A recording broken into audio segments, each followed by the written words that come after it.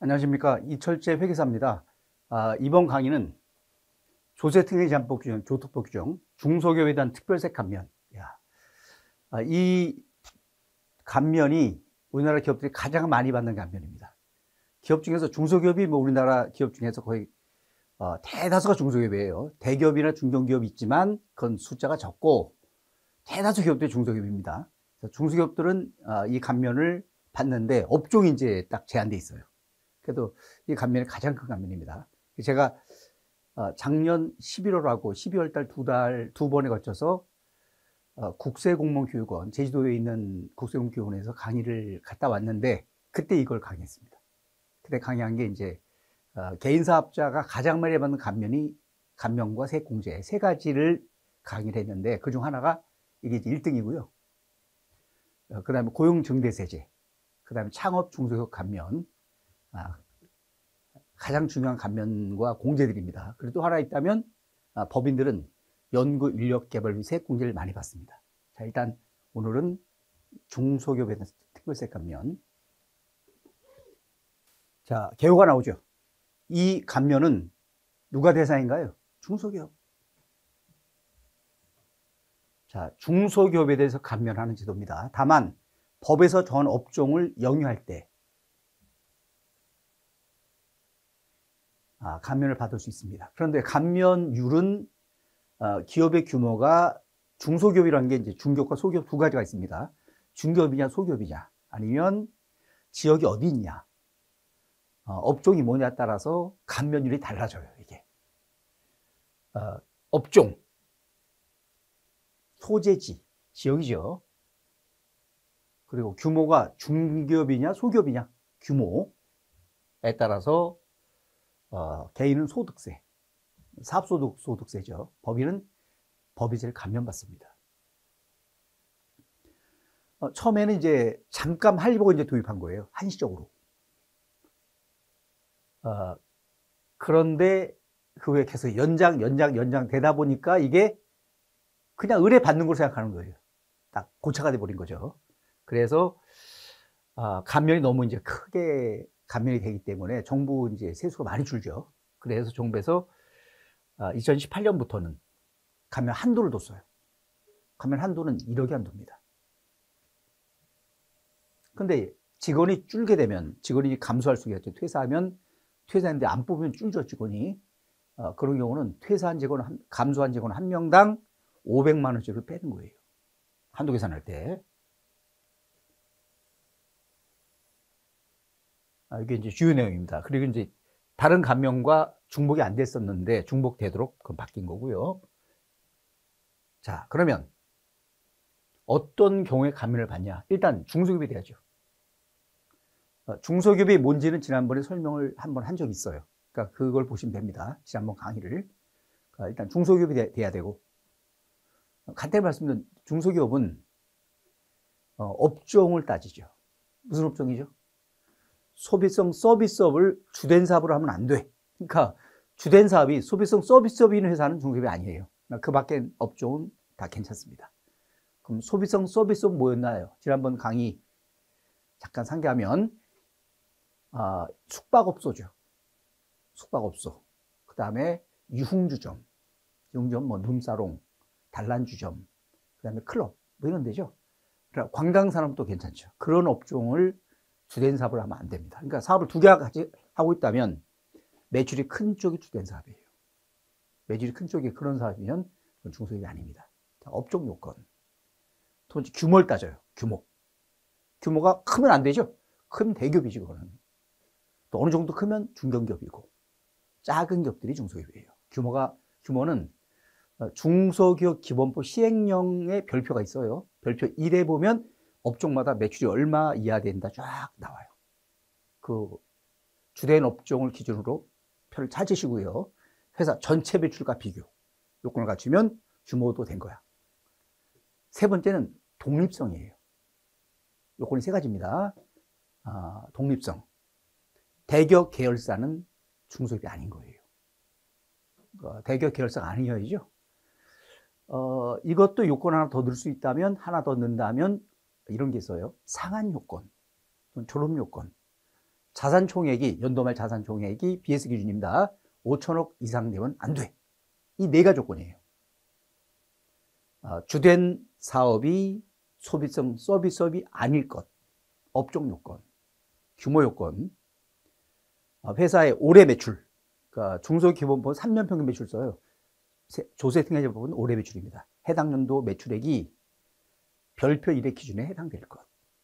세 번째, 독립성이 있을 것. 네 번째, 자산 총액이 5천억 이상 되지 말 것. 5천억 미만이 돼야죠. 이거 다 합치면 중소기업이에요. 자, 그런 중소기업이 법에서 정하는 감면업종을 하고 있다. 그런 감면을 받을 수 있습니다. 적용시한이 나오는데 적용시한은 계속 연장되기 때문에 중요한 건 아닙니다. 계속 연장됐어요, 지금까지. 감면 업종을 할 때 해당되는 사업장에서 소득이 발생하겠죠. 그것에 감면을 받는 거예요, 거기에 대해서. 거기에 대한 법인세 소득세에 대해서 감면. 단서가 나옵니다. 내국법인이 본점이 수도권에 있다. 수도권은 어디가 수도권이죠? 세 군데가 수도권이에요. 서울특별시, 인천광역시, 경기도. 충청도, 강원도는 수도권 아닙니다. 수도권에 있을 때는 감면율이 줄어들어요. 내국법인의 본점이나 주사무소, 영리법인 본점, 비영리 주사무소예요. 수도권에 있을 때는 모든 사업장이 수도권에 있는 거로 보고 감면 비율을 적용한다. 감면율이 확 줄어들어요. 못 받을 수도 있고. 그리고 중소기업이 감면 대상이 아닌 사업을 주된 사업하고 있다. 상관없어요. 감면 사업도 하고 있는 거죠. 그럼 감면 사업에 대해서는 감면을 받을 수 있는 겁니다. 자, 그러면 중요한 것은 감면 대상 업종이 뭐냐? 업종. 여기 열거되어 있습니다. 업종이 되게 많아요. 수험생들도 이건 외우기 좀 어려울 거야, 아마. 너무 많아서. 더 개정되면 또 업종 추가되고 막 바뀌기 때문에 이런 거는 그냥 일단 참고하셔야죠. 자, 작물 재배, 축산, 어업, 광업, 제조업입니다.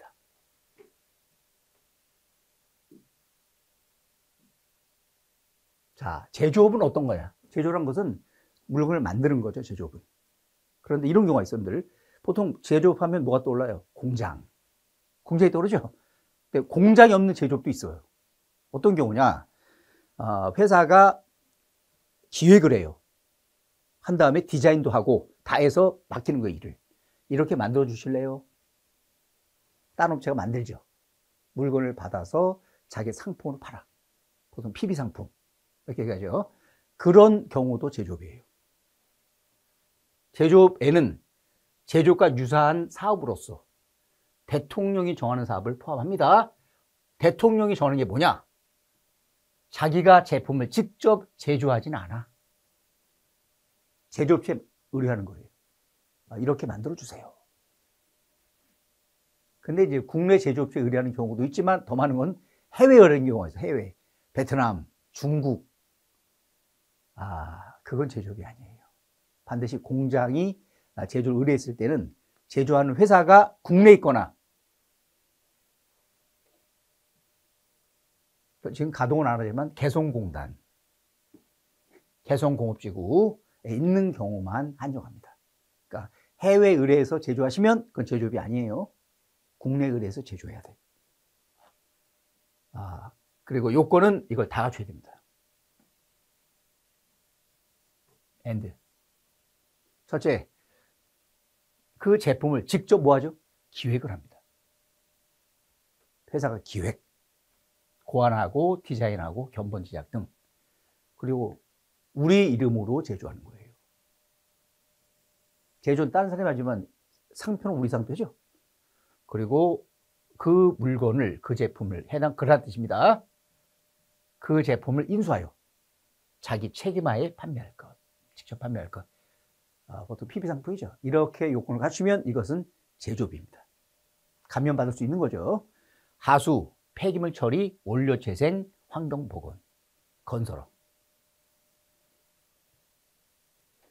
이 건설업 주의하실 점이 있습니다. 건설업이 뭐냐면 이 업종 자체는 통계청에서 우리나라 산업을 분류합니다.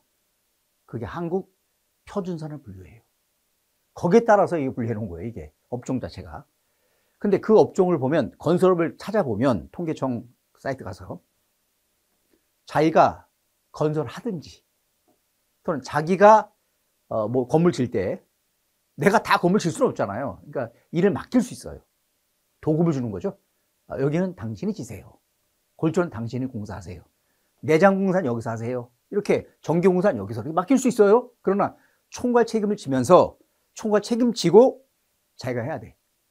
이렇게 하는 경우도 있어요. 땅을 사가지고 건설사에다가 다 맡겨.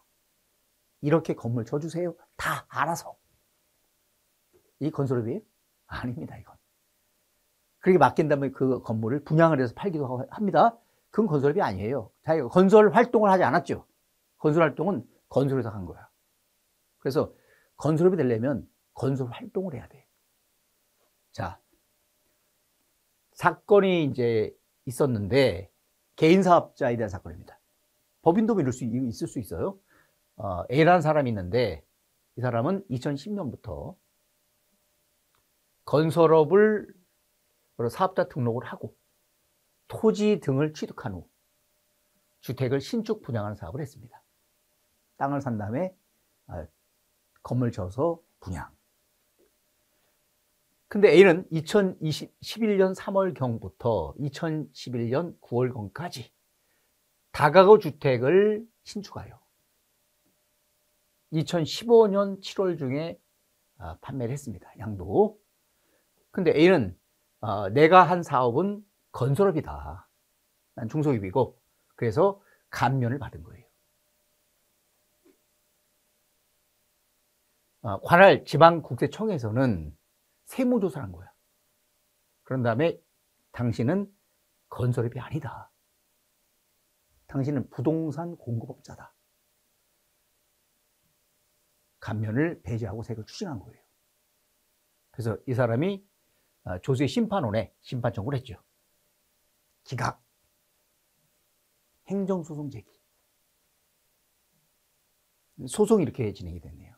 1심은 수원지방법원에서 누가 이겼나요? 국승.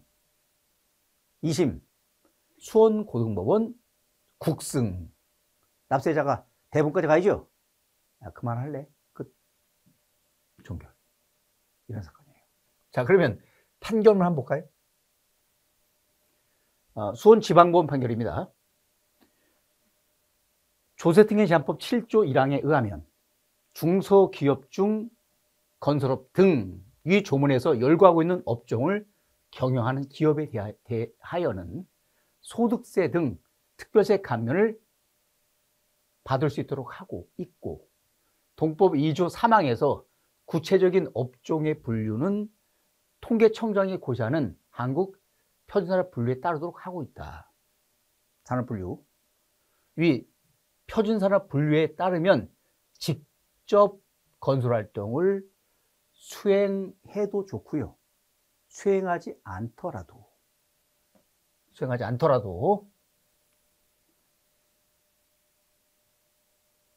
건설공사에 대한 총괄적인 책임을 지면서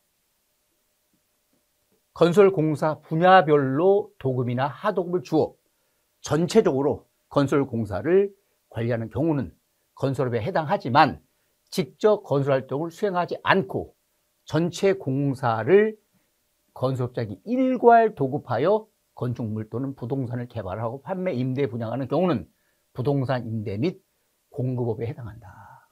그러니까 핵심은 건설업은 직접 건설활동 하든지 아니면 총괄적인 책임을 지면서 일을 맡기는 거예요. 완전 다 맡기면 안 된다는 거예요. 원고는 이 사건 주택건설사와 관련하여 원고가 직접 건설활동을 수행하였다거나 건설공사 분야별로 하도급을 주어 전체적으로 건설공사를 관리하였다는 점을 입증할 수 있는 객관적인 소명 자료들, 설계 용역계약 내역, 전문 하도급 인력과의 계약 내역, 토공사, 미장, 도장 등 관련 공사 계약 내역, 각 공정별 지급한 공사비에 대한 세금계산서 또는 현금송 내역 등을 제출하지 못하고 있다.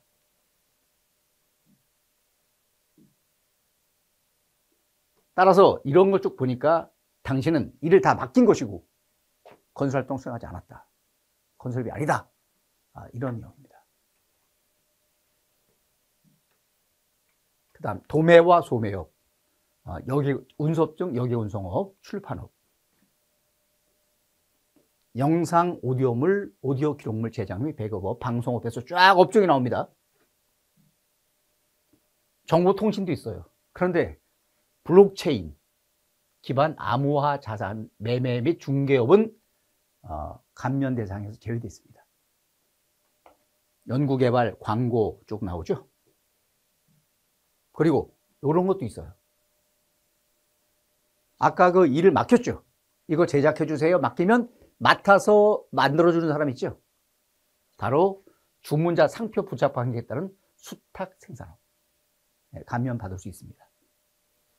수탁 생산업은 위탁자로부터 주문자 상표 부착 방식에 따른 제품 생산을 위탁받아 이를 재위탁하여 제품을 생산 공급하는 사업을 말한다.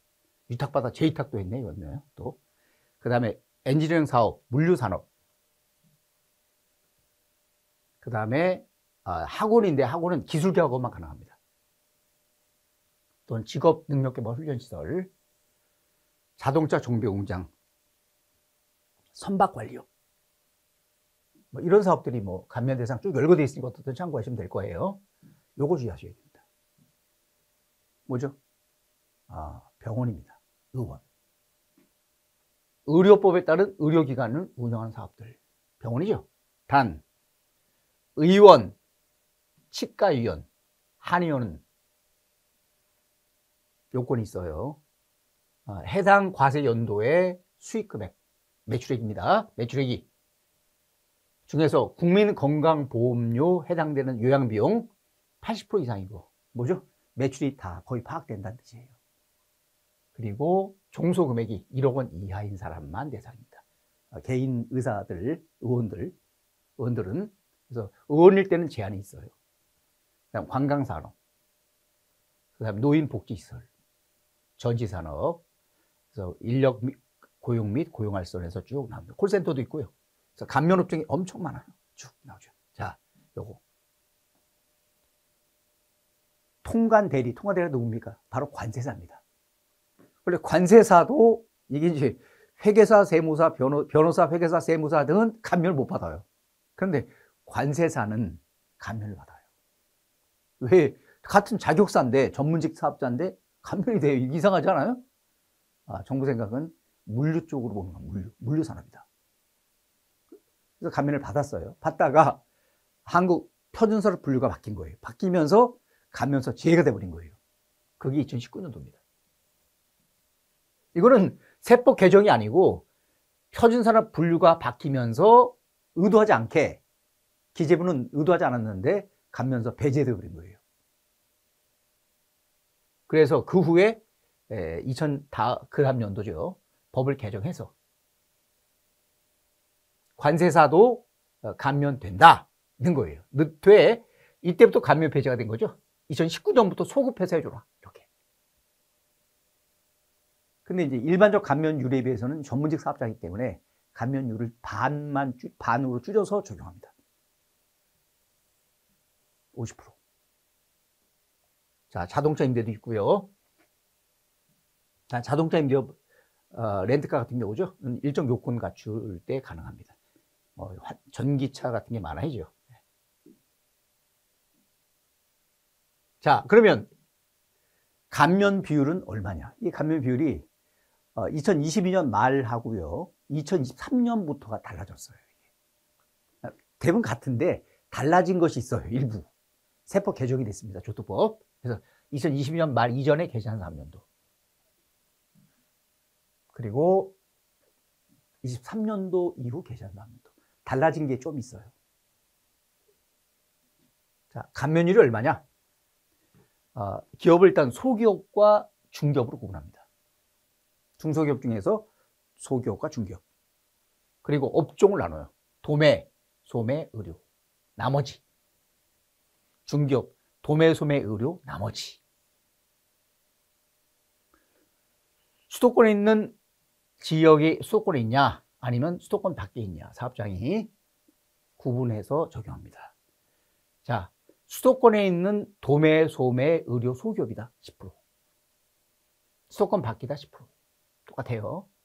근데 뭐 제조업 등 나머지업종 수도권 20, 수도권 밖은 더 높아요 30. 그 다음 중기업이죠. 도매, 소매, 의료, 중기업, 수도권 감면 없어요. 그 밖에 업종 감면 없습니다. 다만 지식기반 산업만 감면이 줘요. 10%. 그리고 수도권이 아니면 감면을 받습니다. 5%. 중기업이라서 반밖에 안 되죠. 반. 여기는 반. 이렇게 해서 율을 정해놓은 거예요. 그리고 장수성실 중소기업은 이 감면에 1.1배 10%를 더 업시켜줘요.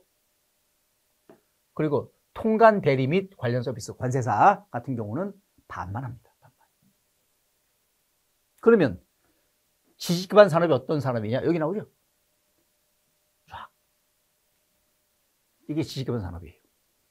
엔지니어링 사업, 연구개발업, 영화 및 비디오물 및 방송 프로그램 제작업, 오디오물 출판, 원판 녹음업, 소프트웨어 개발 및 공급업, 정보 서비스, 창작 및 예술 관련 서비스, 자영예술가 말고, 그다음 전기통신업, 컴퓨터 프로그래밍, 시스템 통합 및 관리업, 전문 디자인업, 이런 업종이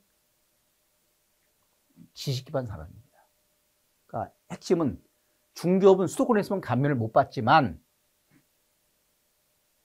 지식기반 산업은 해준다는 거예요. 10%를 깎아준다. 이게 핵심이죠. 또 하나, 장수성실 기업은 어떤 기업이냐? 나오죠? 장수성실 중소기업. 다음의 요건을 모두 충족하는 중소기업이 되어야 된다. 요건 몇 가지요? 3가지. 해당 과세 기간 개시일 현재 10년 이상 계속하여 해당 업종을 경영한 기업일 것. 10년 이상 계속. 장수 몇 년이요? 10년 이상. 성실. 이건 이제 개인 사업자 대상이죠. 종소금액 기준이니까 1억 이하일 것.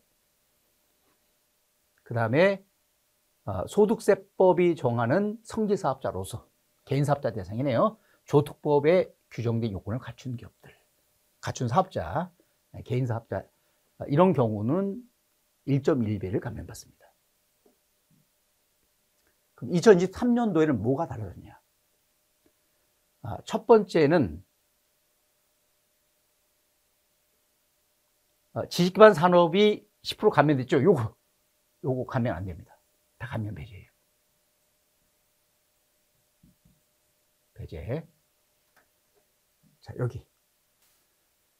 자, 개정 보시면요. 지식기반 산업에 대한 특례를 폐지했죠. 요걸 봐주세요. 종전에는 수도권에 있는 중기업일 때 감면을 받지 못했지만 지식기반 산업은 감면을 받았죠. 10%. 그렇죠? 그러나 2023년 이후 계산 3년도부터는 아예 없어요. 과로가 없죠. 자, 수도권 중기업은 감면 대상이 아니다. 다만 지식기반 산업을 경영하는 사업장은 10% 감면을 받았는데 종전에는, 그러나 지식기반 산업 특례를 폐지했다는 겁니다. 첫째 중요한 개정사항 중에 하나예요. 두 번째, 알뜰 주유소에 대한 감면율을 한신상했다. 알뜰 주유소. 알뜰 주유소는 업종이 뭔가요? 석유 제품 소매업이죠. 소매.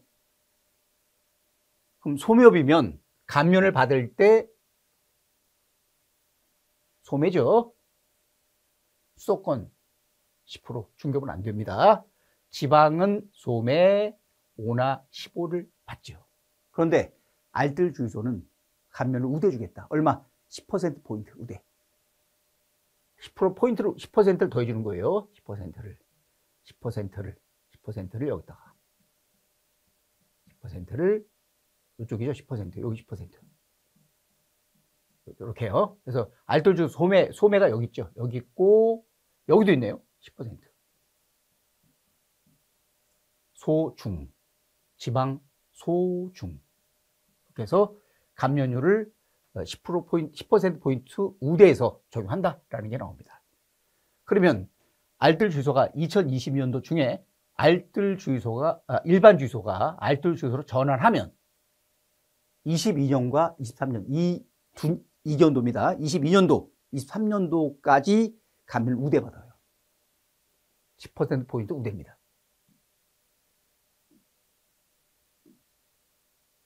자, 어떻게 우대받냐? 소기업일 때는 감면을 20% 받을 수 있고요.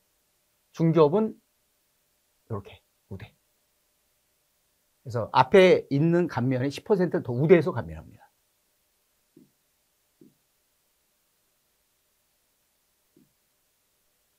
여기 있죠.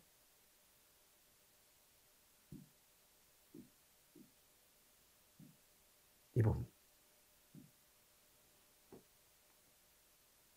그럼 소기업일 때는 수도권에 있든 지방에 있든 감면을 10% 받는데 20%를 받는 거죠. 20%. 10%포인트 우대니까 여기도 20%입니다. 중기업일 때는 수도권은 감면이 안 됐었는데 10%를 받을 수 있는 거죠. 10%를 더해주니까. 그러니까 지방은 15%. 이렇게 감면받는 거예요. 10%포인트 우대. 그럼 알뜰 주소가 어떤 주유소냐? 요건을 갖춰야죠. 요건. 알뜰 주유소 요건. 여기 나오네요. 요건이. 자, 주유소 업종 코드 47711 이 소미업입니다. 소미업이므로 중소기업에 해당하는 경우는 소미업 감면율을 적용을 하는데 일정 요건 갖춘 알뜰 주유소는 2020년 말에 조특법을 개정하면서 감면율을 인상했습니다. 한시적 인상. 적용은 2020년도분 신고이자 하시죠? 그때부터 적용하는 거예요. 그리고 23년도분도 적용하고 2년 동안. 자, 요건은 이 세 가지예요. 첫째, 22년도 중에 한국석유공사와 석유제품 공급 계약을 최초로 체결할 것. 22년도 중에 석유제품 공급 계약 기간 동안 매 분기별로 한국석유공사로부터의 석유제품 구매량이 같은 분기의 석유제품 판매량의 50% 이상일 것. 그러니까 분기별로 반 이상을 한국석유공사에서 구매를 해야 됩니다. 그리고 상표가 뭐예요? 알뜰 주유소 상표로 영업을 해야 돼요. 이걸 다 갖추면 무슨 주유소? 알뜰 주유소. 감면 아까 말씀드렸죠. 10%포인트 우대해준다. 이렇게 소기업은 지역 불문 20%, 그리고 중기업은 지방이면 15%, 수도권이면 10%. 적용은 23년 말까지 적용합니다. 개정례가 말씀드렸고요.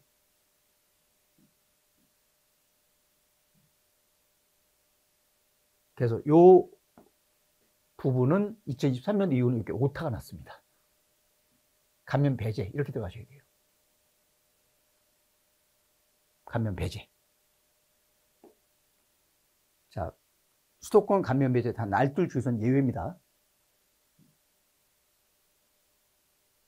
수정 부탁드리고요. 자, 그 다음에 내용 계속 보겠습니다.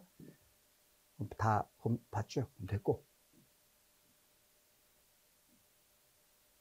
됐고요. 자, 이제 그러면 중소기업 특별세 감면을 받으려면 기업이 중기업이냐 소기업이냐를 구분해야죠. 왜? 소기업은 우대를 받으니까. 그럼 누가 소기업인가요? 해당 연도 매출액이 중소기업 기본법 시행령 별표 3, 이 별표 3에 소기업 기준이 있어요. 그 매출 기준을 충족해야 돼. 여기 나오죠. 자, 이 업종들은 매출 얼마요? 120억. 이게 평균 매출로 돼 있죠? 근데 조투부 할 때는 그냥 매출입니다. 그의 매출. 평균자는 이 표가 중소기업 기본법의 표기 때문에 별 평균이란 말이 있는 겁니다. 세법을 적용할 때는 평균을 떼버리고 그의 매출로 적용하는 거예요. 그의 매출로. 그래서 평균이란 말은 무시하셔도 됩니다. 세법 할 때는 평균 이거 안 써요. 그의 매출. 그 다음에 또 이런 업종은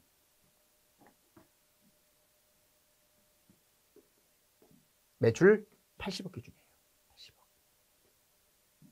그 다음에 여기 도매소매와 정보통신 매출 50억 기준. 그 다음 매출 이 업종들 여기는 요겁니다. 30억. 그 다음 매출은 10억. 그래서 업종마다 달라요. 그리고 연도 중 이제 매출은 그해 매출입니다. 그해. 세법상 그해 매출. 다만 이제 연도 중에 창업하거나 하면 1년간 매출이 아니죠. 그럼 1년을 환산해서 판단해야죠. 연환산. 창업, 분할, 합병의 경우는 환산에 따진다. 자, 그러면 이렇게 이 사례처럼 어떤 사람이 소매업도 하면서 음식점도 같이 해요. 매출은 소매 매출이 40억, 음식점 매출이 10억이에요. 어디가 주된 사업이에요? 둘 중 큰 거. 주된 사업은 소매가 주된 사업인 거죠.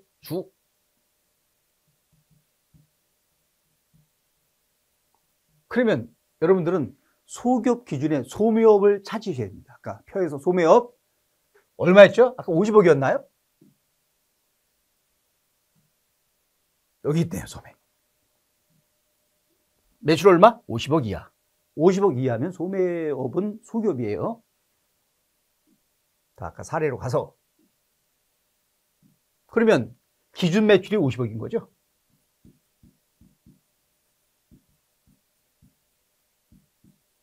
이 사업자의 매출은 얼마인가요? 매출은 소매 매출을 비교하는 게 아닙니다. 소매업하고 음식점 매출 합계 얼마죠? 50억. 사업자 매출 50억과 기준 매출 50억 비교. 50억 이하입니까? 딱 이하죠. 정확하게 이하. 당신은 소기업이야. 자, 제일 처음 뭘 판단해요? 주된 업종이 뭐냐. 그걸 가지고 기준 매출을 찾으세요. 50억 나왔죠. 그 다음 할 것은 기업 전체 매출이 얼마냐. 기업 전체 매출, 소매 매출이 아니고 기업 전체 매출. 소매업 40억, 음식점 10억. 더하세요. 50억. 두 개 비교. 기준 매출 이하냐? 딱 이하. 소기업에 해당됩니다. 소기업.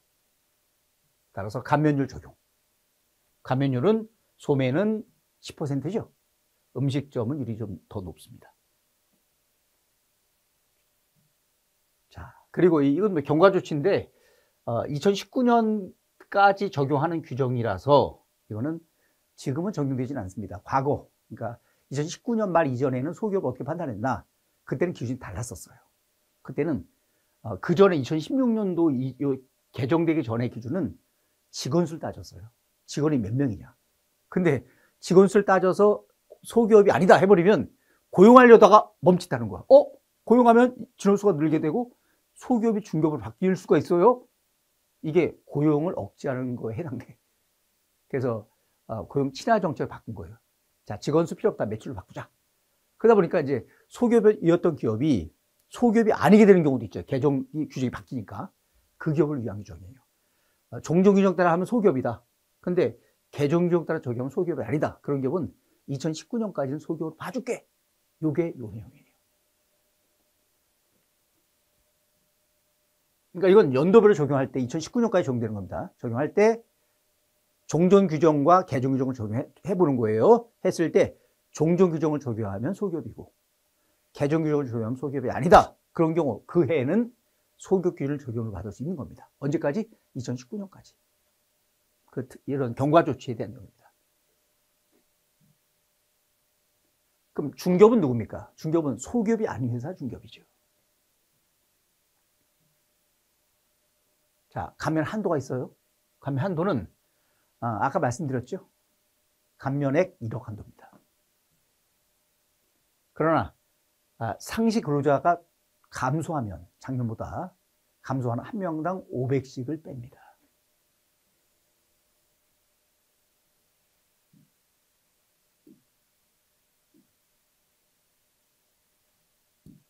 감면세액은 어떻게 계산하냐? 일단 감면을 받으려면 모든 감면은 다 똑같아요. 감면 사업의 소득과 기타 사업의 소득을 구분해야 됩니다. 그러니까 사업을 두 개가 찬다. 예를 들어서 제조업하고 임대. 임대는 감면 안 되죠. 구분해야죠. 감면 사업 제조업 쪽에 매출이 얼마냐, 임대 매출이 얼마냐, 원가 얼마냐, 판관비 얼마냐, 기타 비용 쫙 해서 구분해야 돼요. 이게 좀 복잡합니다. 구분격리. 근데 이제 공통비용과 공통수익은 어떻게 안분하냐? 보통 공통수익은 공통입금이죠, 보통. 입금은 매출액 비율로 보통 나누고, 공통송금은 업종이 같으면 매출액 비율이에요. 업종이 다르면 송금액 비율로 나눕니다. 개별송금 비율로. 이런 규정이 따로 있어요. 아주 복잡해요. 어떻든 구분격리에서 감면 소득을 계산해야 돼. 그게 나오면 요 계산식을 써요. 산출세액 곱하기 법인인 경우죠. 과표분의 감면소득 곱하기 감면율. 요 산출세액은 토지 등 양도소득 범위에 안 넣어요. 그리고 미완료 소득이죠. 에 대한 세금도 안 넣어요. 이 개인사업자는 요게 이제 종소금액분의, 여기 종소예요. 종소금액분의 감면대상 사업소득. 이렇게 계산식을 써요. 그래서 법인은 과표 비율이고 소득세는 소득금액 비율입니다.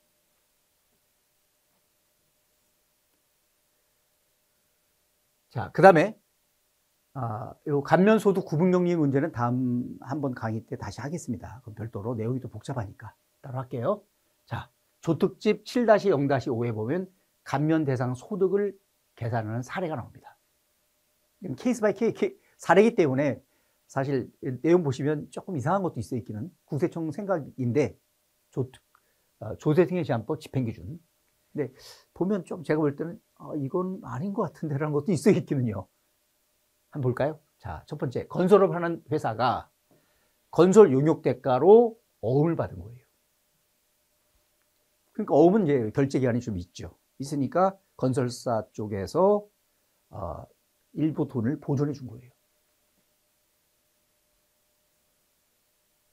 그리고 어음을 할인합니다. 은행 가서 할인하면 할인료가 들어요.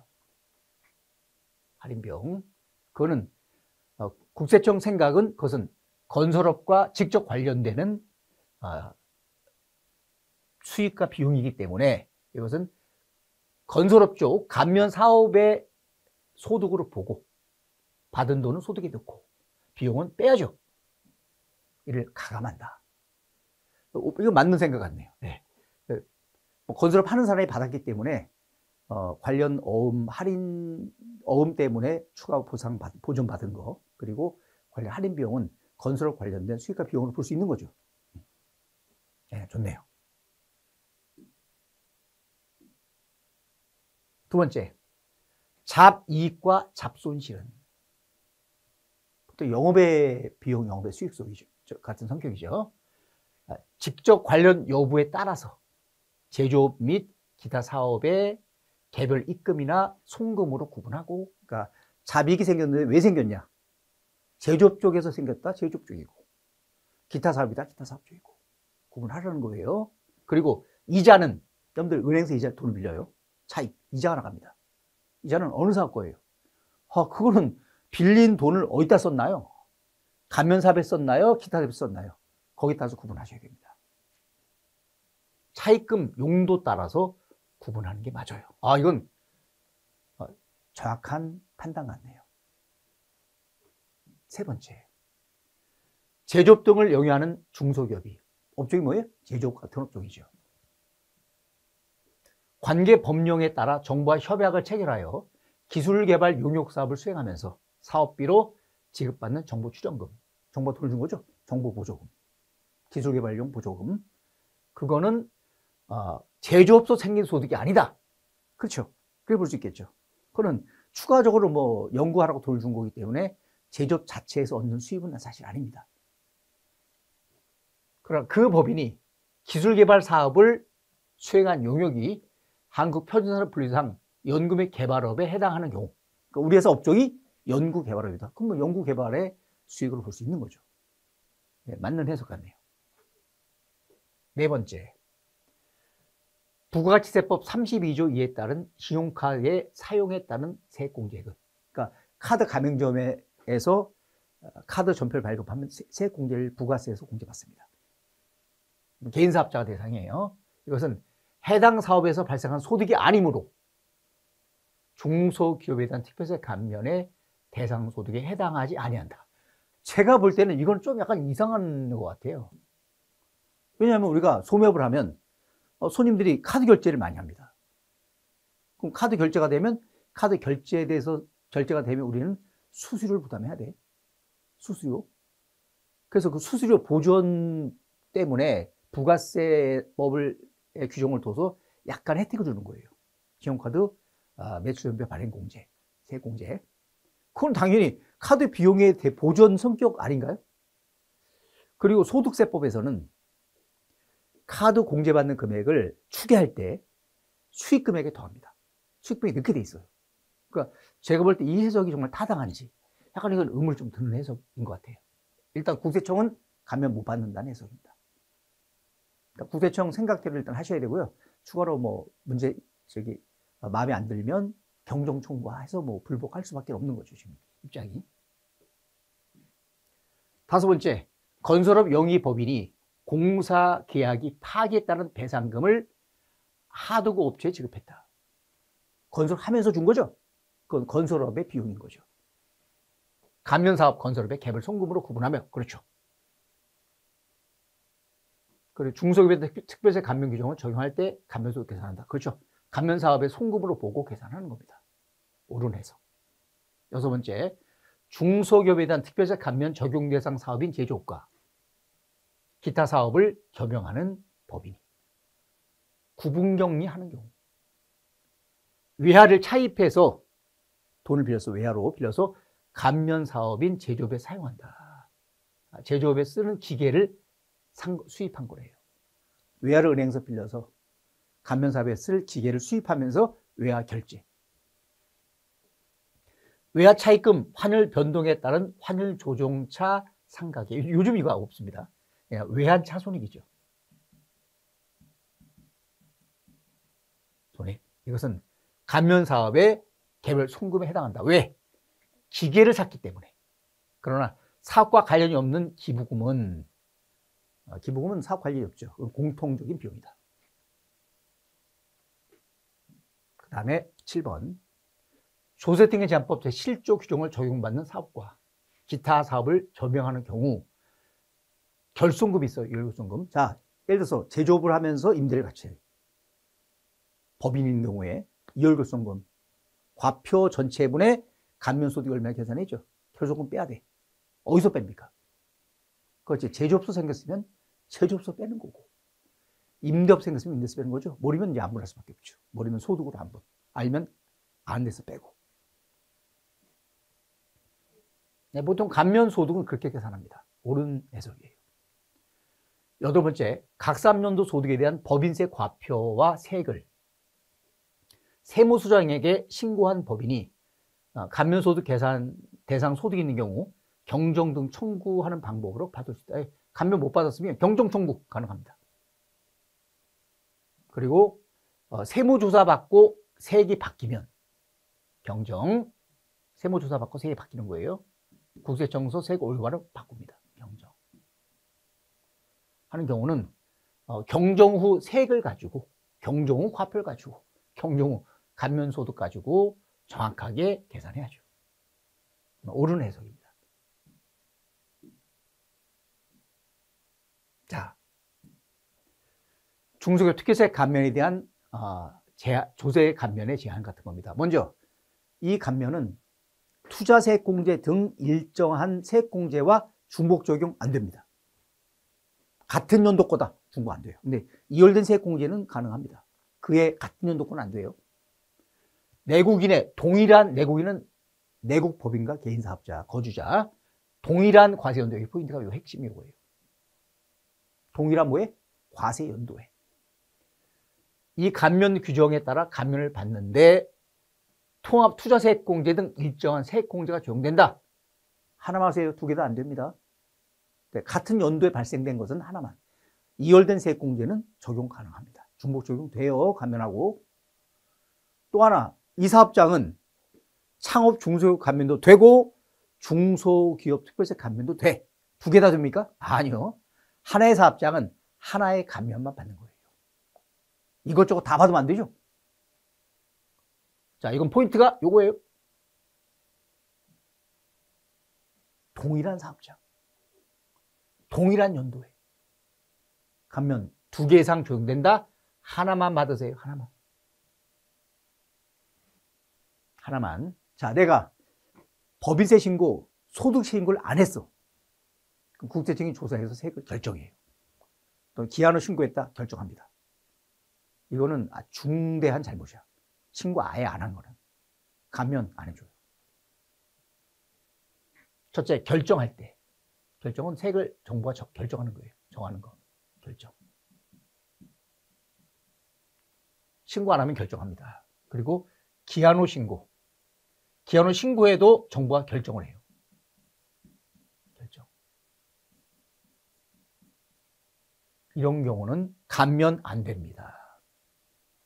신고를 했는데 조금 좋게 신고했어. 이건 경정이죠.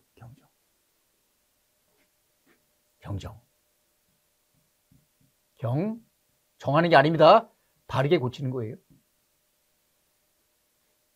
이건 세무조사 때 정부가 조사해서 매출 누락했네. 찾아서 세금 과세하죠. 그러면 정부가 조사 때 매출 누락 등을 찾아내면 소득이 증가해요. 그럼 증가된 소득에 대한 감면 받을 수 있냐? 됩니다. 경정 때도 감면해줘. 그런데 한 가지 안 되는 게 있어요. 바로 이거. 자, 문장 보세요. 소득세법 또는 법인세법에 따라 경정을 하는 경우와 수정신고서를 제출했을 때 경정할 것을 미리 알고 제출한 경우에는 과소신고금액. 단 법인의 경우는 국세기본법 몇 조에서 정하는 부정과소신고 과표. 요게 중요한 거예요. 부정과소신고 과표를 말하며 개인은 이를 준용하게 계산한 거. 그러니까 부정과소 신고분만 감면을 못 받아요. 부정과소 아니다. 감면 받습니다. 저희도 제가 강의를 하는데 국세청 직원이 저한테 물어봐요. 회계사님, 세무조사 받을 때, 세무조사 할 때 적출된 사항으로 인해 소득이 증가하면 이 감면 받을 수 있나요? 됩니다. 그런데 한 가지, 부정과소 신고분은 감면이 안 됩니다. 부정과소는 국기법에 딱 규정돼 있어요. 국기법 딱 찾아가면 조세법 처벌법 규정과 연결돼 있어요. 이렇게 글로 레퍼가 되어 있습니다. 자, 그리고 개인인 경우는 사업용 계좌를 개설해야 돼요. 사업용 계좌를 의무를 이행 안 했다. 안 하면 그 사업장, 다 아닌 건 아니고 여러 사업장이 있을 때 이걸 의무를 이행하는 경우도 있고 안 하는 사업장도 있을 수 있어요. 사업장별로 구분해서 감면 배제를 하는 겁니다. 해당 사업장에 대해서. 그리고 현금 영수증 가맹점으로 가입할 걸 안 했다. 이건 법인 개인 공통입니다. 또는 가맹해놓고 신용카드 가맹점 같은 가맹해놓고 현금영수증 가맹했어요. 한 다음에 고객이 와서 카드 결제. 고객님 죄송한데 현금으로 또는 카드요? 10% 더 내세요. 돈을 더 받아. 이렇게 하면 그 사람이 세무서 신고할 수 있어요. 신용카드 사용 거부 신고, 돈 더 달라는 신고 하면은 나중 통보가 와요. 그 사람한테. 통보가 와서 일정 조건 갖추면 횟수나 금액 같은 게 밑에 주석이 있습니다. 요걸 해당되면 감면받지 못합니다. 세 가지. 그 사업장 감면을 배제한다. 그리고 여기 이제 자세한 내용이 나오죠. 나중에 보세요. 중소기업 특별세 감면은 최저한세 적용되냐? 적용됩니다. 최저한세 내에서 감면을 받으셔야 됩니다. 그러면 농특세는 과세하냐? 원래 감면을 받으면, 감면을 100만 원 받으면 농특세 20만 원 원래 내야 돼요. 그런데 이 감면은 농특세 비과세입니다. 농특세 비과세. 아, 좋네요. 100만 원 다 감면되는 거죠, 그대로. 여기까지가 강의 내용이었습니다. 강의 이해 잘 되셨나요? 예. 이제 코로나는 많이 이제 좀 줄어들어서 다행이고요. 어떻든 그래도 코로나가 걸리는 분들이 있기 때문에 좀 조심하시고요. 예, 다들 새해 복 많이 받으시고 행복하고 건강하시길 기원하면서 강의를 마치도록 하겠습니다. 수고하셨습니다.